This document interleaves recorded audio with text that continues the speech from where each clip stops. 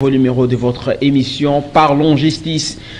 C'est finalement connu la décision rendue par le tribunal militaire de garnison de la Gombe en charge de, vous le savez certainement, l'équipe de Marcel, d'abord de Christian Malanga. Actuellement, on apprend que 37 détenus ont été condamnés à la peine de mort. Quelques-uns ont été acquittés. Nous allons y revenir avec le contour justement des droits. Nous allons également parler, vous le savez certainement, de la présentation de Seth Kikouni. C'était le week-end dernier. C'était justement au parquet général de la Gombe. Il a été présenté devant son juge naturel après de rumeurs faisant état de sa disparition, dire de sa mort, l'alerte également de son épouse. Nous allons parler de cette question tout au long de cette émission avec la procédure restante. Bien entendu, il devra faire l'objet de jugement. Il est poursuivi entre autres pour propagation de faux bruits. C'est Kikouni, je rappelle, qui fut candidat président de la République lors des élections de décembre 2023. On va également parler, vous le savez certainement, du retour du ministre de la Justice, Constant Mutamba, qui est finalement rentré à Kinshasa après un séjour à Kiba. Il a été se faire soigner après avoir été diagnostiqué positif d'empoisonnement. Quels sont les contours justement de ces enquêtes jusque-là? Est-ce que la situation qui a prévalu à la prison de Makala, on peut dire que les enquêtes continuent toujours ou ça va se passer comme toujours? Alors, mesdames et messieurs, je vous remercie de votre fidélité. Je précise que cette émission elle est suivie sur CCTV Radio officiel, votre chaîne YouTube, sur la Radio Liberté Kinshasa, 96.8 MHz, mais aussi sur votre chaîne web, Ralik, Radio Ralik FM. C'est à retrouver l'application sur Play Store. Téléchargez et suivez-nous à travers le monde. Merci parce que vous nous choisissez cet après-midi. Merci parce que vous avez choisi la Radio Liberté Kinshasa. Vous avez suivi le canal Congo Télévision. Sur ce plateau, ce grand plateau de Parlons Justice, nous recevons pour vous M. Singa Mayamba. Il est juriste, bien entendu, mais aussi politique, mais nous le recevons ici comme juriste. Il est cadre de l'ADD Congo, parti politique de l'opposition, membre de la MOUCA, parti cher à Prince Epengue. Merci d'être venu. Je vous remercie, Monsieur Bonner, et surtout, je salue ces nombreux téléspectateurs qui nous suivent. Encore une fois de plus, merci de l'invitation. Alors, l'habitude que nous avons dans cette émission, je veux dire, la coutume, c'est de faire l'état des lieux de la démocratie congolaise de façon globale. Vous allez donner votre point de vue sur le déroulement de la santé de la démocratie en République démocratique du Congo, avec les différentes activités politiques qui évoluent. Hier, que nous déplorons sous Kabila, aujourd'hui sous Tshisekedi, peut-on dire qu'il y a une avancée par rapport à la santé de la démocratie? Merci, Monsieur Bonheur, de la question. Vous savez, le peuple dans son ensemble en avait tellement marre du régime Kabila, qui nous avait habitués avec les tortures, les disparitions, les arrestations arbitraires et autres. Et donc, en 2018, le peuple a décidé et a barré la route au régime de M. Kabila. Et par des mécanismes que vous connaissez bien entendu, mais c'est le mot surgit. Et nous y sommes pensés qu'avec son avènement, les choses en matière de justice pouvaient évoluer. Mais fort malheureusement, et je crois les Congolais ne me diront pas le contraire, la justice a vraiment régressé. La justice a vraiment régressé parce que vous allez vous rendre compte que ce régime ne nous produit que du copier-coller.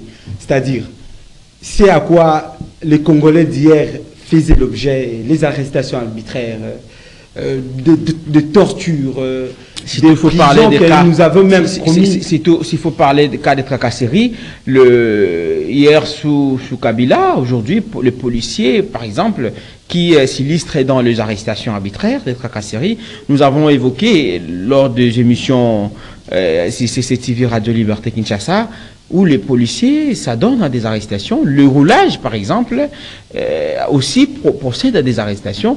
en fait, il s'illustre en violation des droits et également de la dignité humaine reconnue à chaque Congolais. C'est ce que peut-être parfois il faut également déplorer parce que nous parlons de la justice. C'est la justice également qui élève une nation, citons. Effectivement, vous m'aviez pris le mot de la bouche.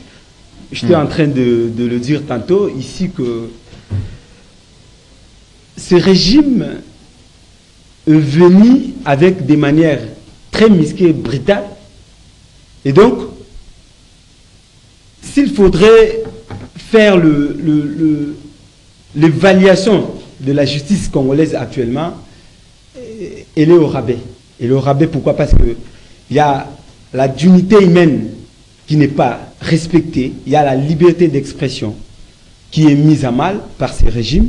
Et fort malheureusement. Mais la liberté d'expression, il ne faut pas quand même ignorer que récemment, par Fayulu qui est venu, on a vu comment la police a été professionnelle parce que Fayulu l'a reconnu.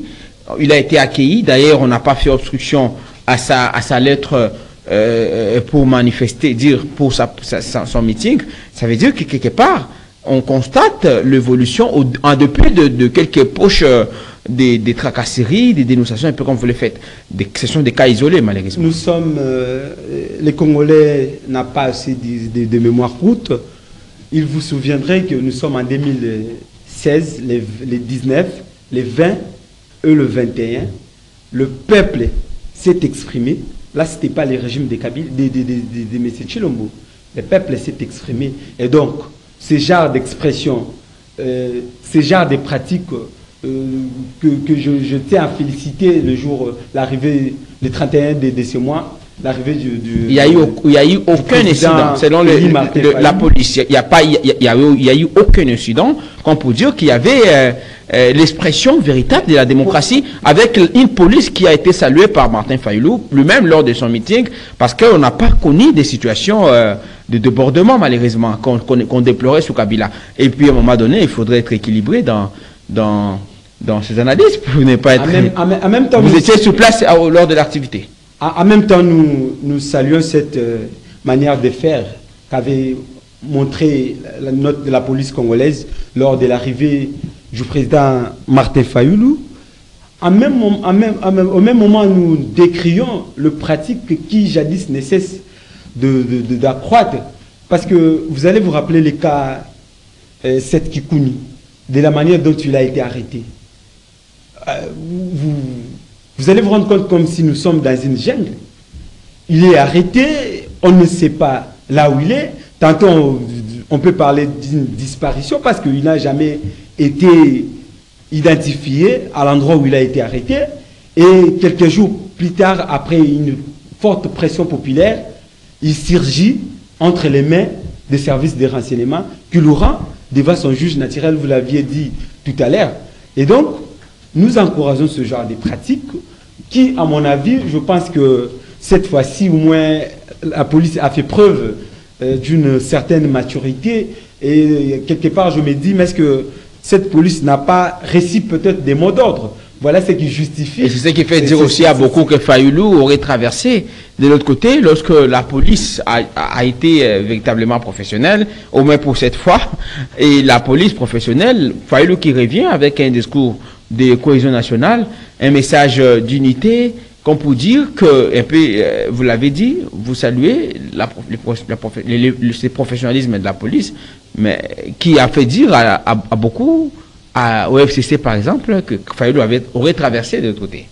Vous savez, en droit, il est dit, il y a un principe qui dit que la compétence est d'attribution. Si cette police-là pouvait agir en toute indépendance, je vous le jure, elle ne se comporterait pas de la manière dont elle se comporte. Et certainement, il y a des mainmises qui pèsent sur cette police, c'est-à-dire une espèce de recommandation, une espèce de mot d'ordre, d'injonction qui leur sont souvent donnés, et c'est ce qui justifie... Vous confirmez la thèse, justement, c'est-à-dire qu'ils ont été également... Ils ont reçu les mots d'ordre, c'est-à-dire qu'ils n'ont pas pu toucher à Martin Fayulu, qui devient un allié du régime. Le régime en place est sans ignorer de la force de l'échantillon qui représente Martin Fayulu. Vous êtes en train de voir les images qui parlent d'elles-mêmes. Il a été accueilli avec une foule en liesse. Donc je ne vois pas quelqu'un mobiliser plus d'1 million d'habitants qui crèvent de faim, qui n'ont pas à manger, qui n'ont pas d'emploi et tout, venir accueillir quelqu'un comme ça. Et donc, ils pouvaient avoir que de retenir pour dire non, faisons marche en arrière cette fois-ci pour laisser l'expression populaire s'exprimer. Voilà. Alors, là, vous parlez de la situation de Cesc Kikouni. Récemment, on a évoqué, il a été présenté au parquet général près la cour d'appel de Kinshasa-Gombe. C'est là où il devra être auditionné. Je ne sais pas, la prochaine audition a été prévue pour cette semaine, si ça est lié ou pas. Mais le problème, il sera présenté à son juge naturel.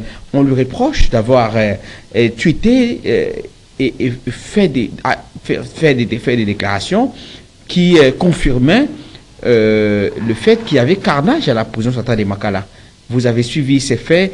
Est-ce que, parce qu'on est opposant, on se permet de dire des choses parfois sans qu'on puisse avoir des preuves nécessaires? Vous savez, monsieur Bonner, j'avais aimé l'attitude du patriarche Kengo Adondo, qui à l'époque, bien qu'étant de la majorité au pouvoir, mais avait dit que nous avons écouté l'ARI, l'expression populaire. Et je crois que c'était sur cette affaire de la révision sur la loi électorale. Et donc, moi, je m'aimerais sur cette affaire de M. Cesc Kikouni, à qui je dis courage, et nous sommes d'équerre avec vous, messieurs. La justice doit agir en toute indépendance. Il ne faut pas qu'il y ait de mainmise. Il ne faudrait pas qu'il y ait de mort d'ordre. Il faudra que cette fois-ci... Oui, mais au-delà de la pratique, au-delà de la pratique que vous déplorez, au-delà du fait que Cesc Kikouni avait été arrêté, à un moment donné, il a gardé en secret, en clandestinité. On ne savait pas où il s'est trouvé. Après que sa femme ait alerté, c'est ainsi qu'on a vu le parquet le présenter officiellement.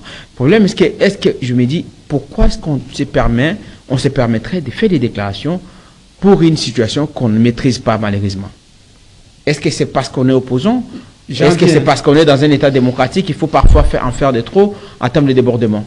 Je ne sais pas ce que vous appelez faire de trop. J'étais en train de finir un peu avec mon fil d'idée. Je lançais une interpellation auprès de nos juges. Vous savez, vous l'aviez dit d'entrée de jeu ici que la justice élève une nation. Et il faudra encore qu'il y ait une bonne justice. Voilà pourquoi j'interpelle à nos juges, j'interpelle même à nos magistrats, qu'à un certain moment, et lorsque surtout on est avancé en âge, il y a de ces actes qu'on ne peut pas se permettre de poser. Vous voyez parfaitement, dans ces pays, il y a les gens qui ont tenu des propos allant à l'encontre de la loi, mais qui n'ont jamais été inquiétés. Je vous cite ici les cas, notre ami ici de l'Union sacrée qui criait sous la voie publique ici que nous sommes de l'Union sacrée et que... Vous voulez parler d'Enise? Effectivement. Ça, ce ne sont pas des... Mais elle a été sanctionnée par... Elle a été sanctionnée par les CESAC, vous avez suivi. Est-ce que cela suffisait-il? Est-ce que cela suffisait-il? Pas du tout. Mais pourquoi cette justice des deux poids des mesures? Mais c'est Cesc Kikouni. Nous pensons que c'est un prisonnier politique qui doit être très rapidement, et surtout que vous êtes en ignorer qu'il est souffrant, très souvent d'ailleurs, et il mérite, vu qu'il mérite aussi la présomption d'innocence et que sa fuite n'est pas à craindre, il y a nécessité qu'on puisse le mettre ou le remettre en liberté, et question maintenant de poursuivre l'instruction. Et donc, moi je crois que nous devons arrêter avec ces genres de pratiques. Le fait de confirmer, d'avoir confirmé qu'il y a eu carnage à la prison de Makala. Alors que déjà, il n'y avait aucune communication au-delà du bilan provisoire qui avait été dressé par l'autorité. Vous pensez que c'était prudent de sa part comme acteur politique? Cher Bonner, vous souvenez que cette ambiguïté n'est pas venue que de lui. Il y a eu cette pêle-mêle entre le vice-ministre de la Justice, le ministre de la Justice, ainsi que le ministre de l'Intérieur. Il y a eu confusion. Là, on n'en parle pas. Seth Kikouni s'est exprimé en tant que Congolais. Mais pourquoi il doit faire l'objet d'une arrestation? Qu'est-ce qui lui a été reproché? Est-ce que cela nécessitait-il une arrestation aussi musclée comme celle-là? Non, pas du tout. Pourquoi ne pas l'avoir invité pour pouvoir se présenter devant la justice? Et vous savez, sous d'autres dossiers, je prends ici le cas d'exemple de la France. En France, il y a ce qu'on appelle les rappels à l'ordre. C'est-à-dire quelqu'un qui commet un fait fractionnel mais ne pouvant pas faire l'objet des poursuites judiciaires. Il y a plusieurs raisons. On pouvait l'appeler, l'interpeller en bon citoyen. Mais c'est cette Kikouni, c'est les propos que vous avez tenus en été de trop. Alors très prochainement, vous deviez éviter. Et les laisser partir. Les laisser partir. Et c'est ici, pour moi, l'opportunité de pouvoir interpeller le juge, comme je le disais tantôt, nos magistrats, dans son ensemble, l'appareil judiciaire congolais, ainsi que il y a à un certain moment, il y a à un certain niveau, il y a des choses qu'on ne peut pas se permettre de faire. Vous voyez que ce qui s'est fait là est injuste, mais vous continuez à le faire. Pourquoi? Parce que vous avez été appelé à le faire ou on vous a imposé de faire cela. Donc, s'il faudrait voir dans les cas échéants ce qui se passe par exemple en Côte d'Ivoire, ce qui s'est passé récemment au Sénégal, ce sont des cas d'école qui doivent nous enseigner, qui doivent nous interpeller. Et je crois, si on essaie un peu de libéraliser de ce côté-là de la justice, vous verrez que les choses... Le ministre de la Justice lui-même, Constant Moutamba, qui a entamé une série de réformes au ministère, dans son secteur, bien entendu, a déploré le fait que beaucoup de magistrats, un peu comme vous l'avez dit tout à l'heure, ne voyaient que la détention. Et puis, beaucoup de compatriotes savent qu'ils voient la main transactionnelle derrière l'heure de marche, des maps. Et il a interdit même les transfèrements de détenus à la prison centrale de Makala, après justement ce que nous avons tous connu comme situation récemment. De quel droit a-t-il fait cela? De quel droit? Nous sommes réellement en droit congolais? Non, mais nous pensons qu'il y a ce qu'on appelle des priorités dans chaque État. Notre justice est malade. Et ce n'est pas moi qui le dis. C'est M. Chilombo et son régime. Il a dit que la justice était malade. Et pour que la justice, si M. Moutamba pense avoir apporté en cette justice une certaine thérapie comme il le prétend, je crois que ce n'est pas d'aller en guerre avec le magistrat. Encore qu'il faille voir les conditions dans lesquelles travaillent ces magistrats. Je l'ai toujours dit, pour devenir magistrat, il faut avoir fait 5 ans à l'université. Voyez-vous? Mais pour devenir député national, il faut tout simplement postuler, avoir quelques moyens. Il y a quand même, non, il y a des préalables aussi lors du dépôt de candidature, il y a des préalables. On est pose. Et ces préalables qui ne sont même pas respectés. Un magistrat qui est mal rémunéré, comment voudriez-vous qu'il résiste face à quelques billets de dollars? Je ne dis pas que tous les magistrats sont corrompus. Mais est-ce que la mesure en soi, elle n'est pas salutaire? Mais tout simplement. La mesure en soi n'est pas salutaire selon vous? Elle ne l'est pas du tout. Parce qu'elle n'est pas que de la loi. Il n'est pas. C'est pas de sa compétence. C'est-à-dire que les magistrats vont alors, à ce moment, détenir. Un ministre de la Justice, soit-il n'a pas la compétence pour interdire le transfèrement de détenus en prison Mais lui, il déplore en quelque sorte ce que vous évoquez ici, les arrestations, les détentions de façon automatique. La détention est devenue est maintenant le principe et que la liberté est devenue une exception alors que c'est l'inverse, c'est selon la loi. Il devra commencer par attaquer la cause. Qu'est-ce qui justifie cela? Qu'est-ce qui justifie? Et moi, je veux le dire, nous avons des amis magistrats, parmi des raisons, et fort malheureusement, d'ailleurs, j'étais en train de rigoler avec un ami qui est actuellement magistrat. Il me dit, mon frère, mais depuis qu'on a reçu le concours jusqu'à maintenant, aucune réaction. Il commençait même à organiser des sit-ins. Il y a ceux qui attendent leur nomination. Mais il y a ceux qui ont été déjà nommés et affectés même. Il faut aller voir les conditions de travail qui posent un sérieux problème. Et donc, moi, je pense qu'à mon avis, il y a des préalables, il y a des bases à poser par le ministre de la Justice et non de nous traîner dans... Mais est-ce que ces magistrats, entre-temps, ils vont continuer à arrêter, à envoyer en prison le Congolais comme ils veulent ou non? Parce que vous l'avez dit, de la logique selon laquelle ils ne sont pas suffisamment dotés de moyens de leur politique. Le non-transfèrement de détenus en prison signifierait tout simplement l'encouragement du banditisme urbain. Vous savez pourquoi est-ce que quelqu'un doit être... Pourquoi est-ce que la prison a été créée? La prison, par définition, est un centre de rééducation. Et de resocialisation même. Effectivement. Maintenant, quand vous prenez quelqu'un qui est estimé être un danger public, vous le laissez en liberté. Quel est le message que vous envoyez? Donc on commence d'abord par construire une maison d'arrêt. Effectivement. Ça permettrait à ce moment à incarcérer les personnes en détention en attendant qu'ils fassent l'objet des jugements et pour être envoyés en prison. Là, vous êtes en train de me prendre les mots de la bouche. Ce sont de préalables auxquels M. Moutamba devait en réalité se baser, se focaliser. C'est important. Parce qu'il est passagère, parce que c'est un homme d'État qui ne sait pas le jour où il sera là investi par son président, M. Tshilombo.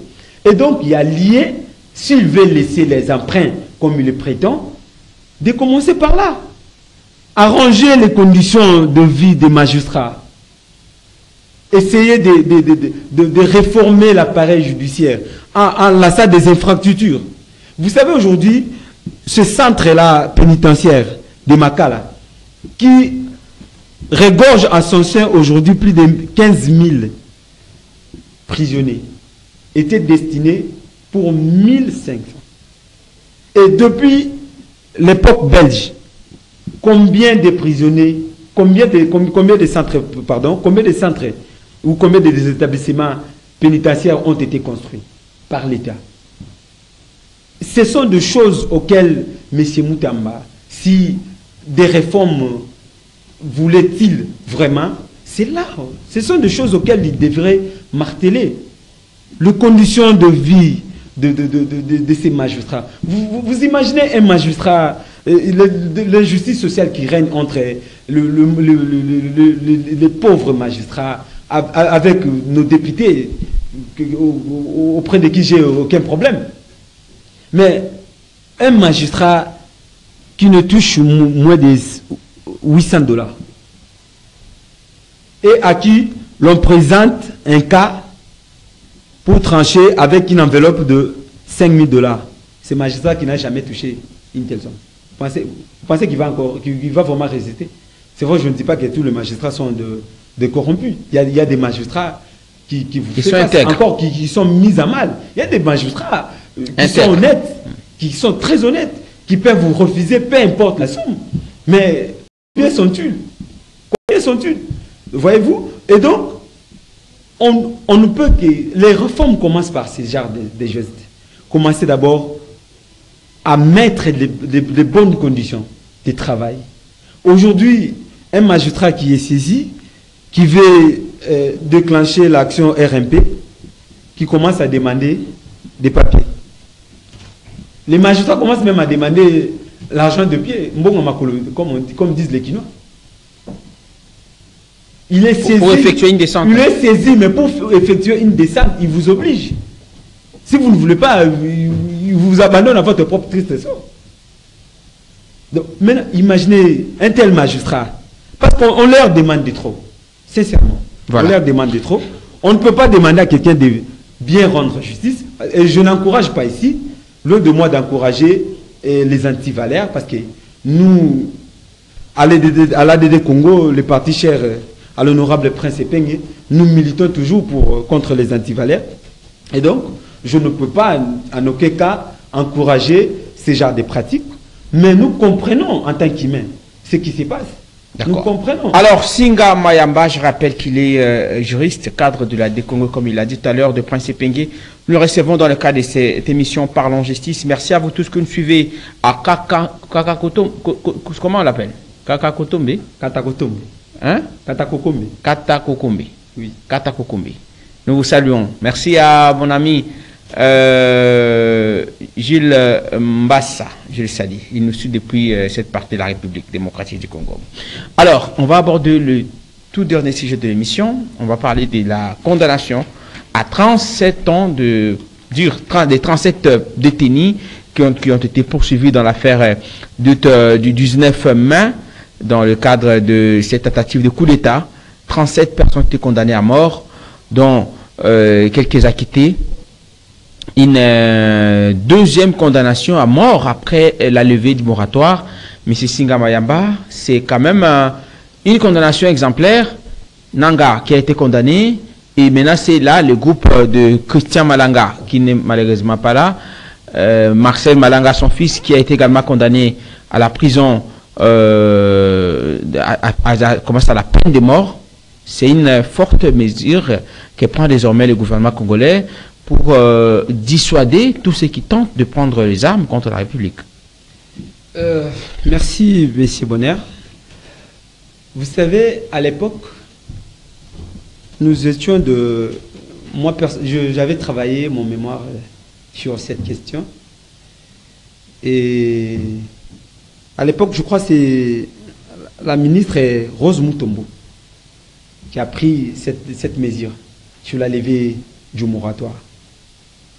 Et elle a agencé comme argument, prétextant que cela réduirait éventuellement les taux de la criminalité. Justement, avec ce que nous connaissons à Kinshasa, où les Koulouna se permettent à décapiter les gens en pleine journée parfois. César Bekari a dit que s'il s'agirait que de la peine de mort, alors la condamnation à perpétuité suffirait.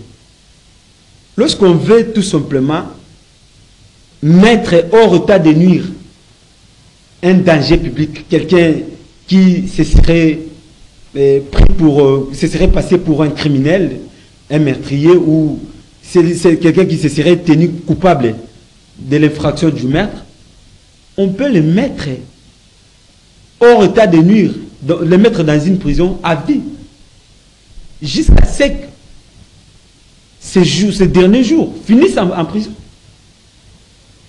Cela ne justifie pas.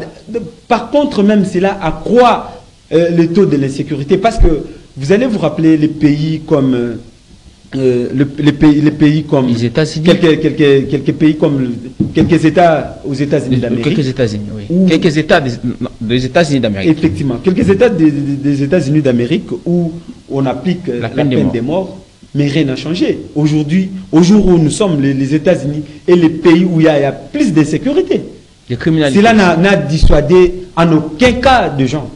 Donc voyez-vous, et nous sommes africains. Vous êtes parmi les abolitionnistes en quelque sorte. Effectivement, nous militons. Pourquoi? Parce que la Constitution... Mais les Congolais qui veulent tuer ses compatriotes, vous avez suivi le cas Nanga par exemple, Nanga qui a été président d'une institution d'appui à la démocratie, il prend les armes contre son pays. Ça veut dire qu'il fallait quand même donner une leçon. Voilà pourquoi il y a nécessité que la justice fonctionne de manière indépendante. Pourquoi? Parce que quelqu'un, un monsieur comme celui-là, M. Nanga, lorsqu'il est derrière le collimateur de la justice et qu'on met la main sur lui, d'office, il reste en prison jusqu'à ce que sa peine soit purgée. Avec tout ce que nous connaissons comme un débat, dialogue politique, il y a 1000 chances également qu'il soit libéré un jour. C'est là où le bas blesse. Il y a des gens, pour des raisons de l'intérêt public, sont appelés à disparaître complètement. Mais cela ne signifie pas que ces personnes doivent être effacées. Non, pas du tout. Nous sommes africains. Et d'ailleurs, la constitution de notre pays consacre la vie humaine en tant que sacré, état sacré. Donc, voyez-vous, et prendre des décisions qui partent à l'encontre de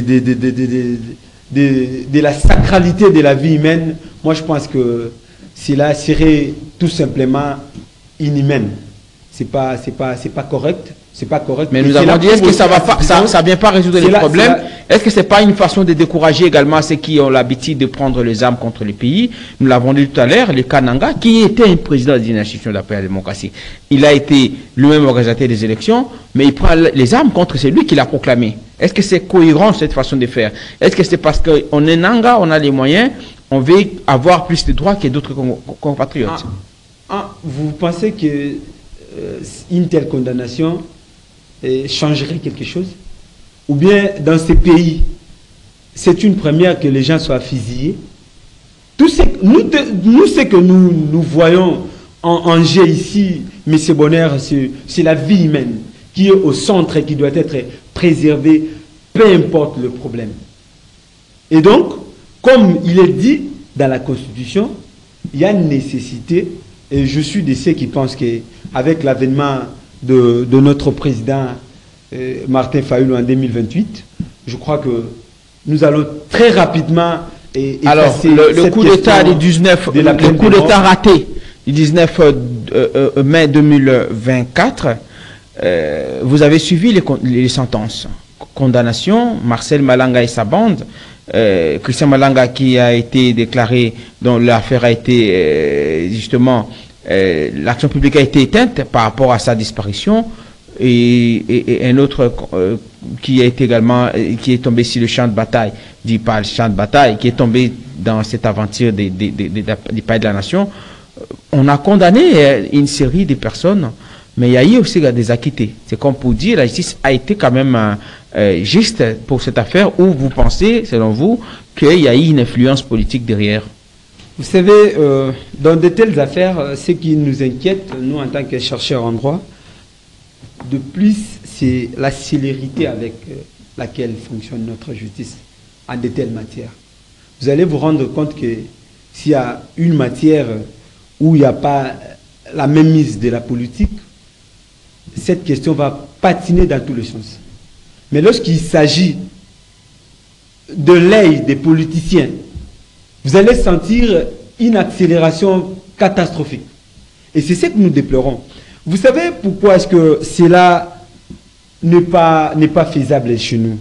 Parce que il y a risque qu'un innocent soit fusillé pour le cas de ces militaires. Parce vous pensez qu'on a suffisamment de moyens pour enquêter? Là, ils ont la possibilité d'aller en appel, voire en cassation. Effectivement. Parce qu'ils ont été condamnés par les tribunaux de grande instance. Mais avec quelle justice? Ça, c'est le sort qui est déjà connu avant. Vous pensez qu'il s'en sortirait? Parce que c'est pas moi qui le dis. C'est M. Tshilombo qui le dit que la justice est malade. Avec une bonne justice, ça pouvait se comprendre, parce que dans ce genre d'affaires, il faudrait réunir un certain nombre d'éléments. Il y a la procédure à respecter. Mais fort malheureusement, on n'a pas de moyens pour enquêter dans des dossiers comme ça. Ne sera jamais respecté. Mais il y a eu quand même le temps que ça a pris depuis le mois de mai. C'est la semaine passée qu'on a rendu la décision, le verdict. Ça veut dire qu'ils ont eu quand même eu le temps d'instruire minutieusement les dossiers. Sous d'autres essiers, M. Bonner, ce genre de verdict peuvent vous prendre des décennies. Il s'agit de la vie humaine qui est en jeu. Et donc, ce ne sont pas des choses auxquelles qu'on doit... Mais finalement, vous voulez quoi? Quand on arrête Moukébaï, on ne connaît pas sa situation, Kaboun ne connaît pas sa situation, vous parlez de la lanterne, dire la des procédures dilatoires pour faire souffrir un opposant. Quand on fait condamner, on utilise des moyens de l'État pour que les enquêtes aillent vite. Vous dites qu'il y a une rapidité aussi... comment vous voulez finalement que la justice fonctionne? Mais pourquoi? Parce que dans de telles questions, il y a ce qu'on appelle les commanditaires. En dehors de ces personnes qui ont été arrêtées, il y a les auteurs. Il peut y avoir des auteurs intellectuels. Au-delà de Christian Malanga? Au-delà de ces personnes. Voyez-vous? Et donc, à chaque fois que les faits peuvent encore, il faut comprendre que le ministère public doit instruire à charge et à décharge. Donc, il y a encore lieu de pouvoir aller très calmement et sûrement avec cette affaire, au risque de condamner les innocents et d'acquitter les personnes qui sont vraiment dans les coups. Et donc, mais ça ne rassure pas, malheureusement, avec notre justice. Parce que mais est-ce que ça va faire équilibrer tous ceux qui pensent qu'il faut prendre les armes contre les pays, tous ceux qui veulent agir aussi parfois, un peu comme vous l'avez dit, c'est une première, ceux qui ont tenté de faire le coup d'État, tout ce qui est dit, arrêter et condamner à mort. Malheureusement pour eux, la condamnation intervient pendant que le pays a levé les moratoires sur la peine de mort. C'est quand même une leçon pour ceux qui pensent qu'ils peuvent faire tout ce qu'ils veulent. Ce n'est pas une leçon non plus. Vous allez vous rendre compte, vous allez vous souvenir que nous sommes sous le régime de Maréchal Mobutu.